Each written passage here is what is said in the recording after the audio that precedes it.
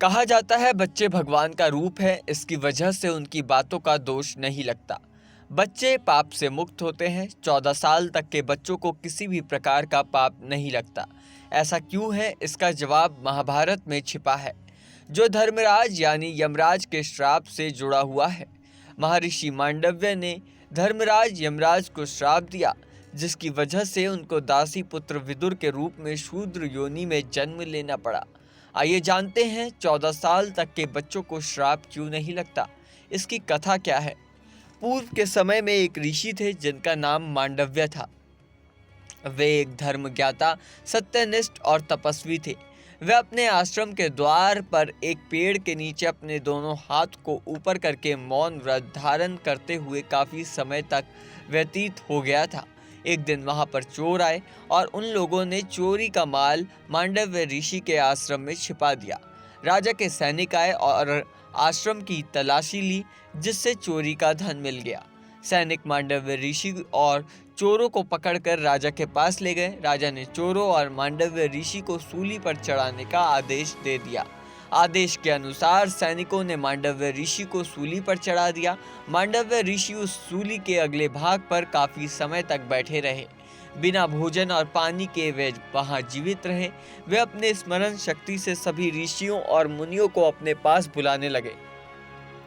तब उन लोगों ने मांडव्य ऋषि से पूछा कि आपने कौन सा पाप किया था, जिसकी वजह से आपको शूल के अग्रभाग पर बैठने का महान कष्ट भोगना पड़ रहा है। इस पर मांडव्य ऋषि ने कहा कि वे किस पर दोष लगाएं, दूसरे किसी ने मेरा अपराध नहीं किया है। जब राजा को मांडव्य ऋषि के सूल पर चढ़ने की बात पता चली तो उनसे निवेदन किया कि आप प्रसन्न हो, अज्ञानतावश जो भी अपराध हुआ है उसकी वजह से क्रोध ना करें। मांडव्य ऋषि ने उस राजा को माफ कर दिया और प्रसन्न हो गए, तो राजा ने उनको शूल से उतार दिया। राजा ने उस शूल के अगले भाग को मांडव्य ऋषि के शरीर से बाहर खींचने की कोशिश की, लेकिन असफल होने पर उससे शूल के अंत सिरे को काट दिया। तब से मांडव्य ऋषि उस शूल के अगले हिस्से को अपने शरीर के अंदर ही लेकर घूमने लगे। उस शूल के कारण मांडव्य ऋषि को अणि मांडव्य भी कहा जाने लगा। एक दिन मांडव्य ऋषि धर्मराज यमराज के महल में पहुंचे। उन्होंने धर्मराज से पूछा कि उन्होंने अनजाने में ऐसा कौन सा पाप किया था जिसकी वजह से ऐसा कष्ट भोगना पड़ा। शीघ्र ही इसका कारण बताओ और मेरी तपस्या का बल देखो। इस पर यमराज ने कहा कि हे मांडव्य, तुमने फतिंगों के पिछले भाग में सींग घुसेड़ दिया था, उसी कर्म का फल इस रूप में भोगना पड़ा। इस प्रकार से थोड़ा सा भी किया गया दान कई गुना फल देता है, उसी प्रकार थोड़ा सा किया गया पाप कर्म भी बहुत दुख देता है। इस पर मांडव्य ऋषि ने पूछा कि ये बताओ, यह पाप मैंने किस आयु में किया था। इस पर धर्मराज ने बताया कि तुमने यह पाप बाल्य व्यवस्था में किया था।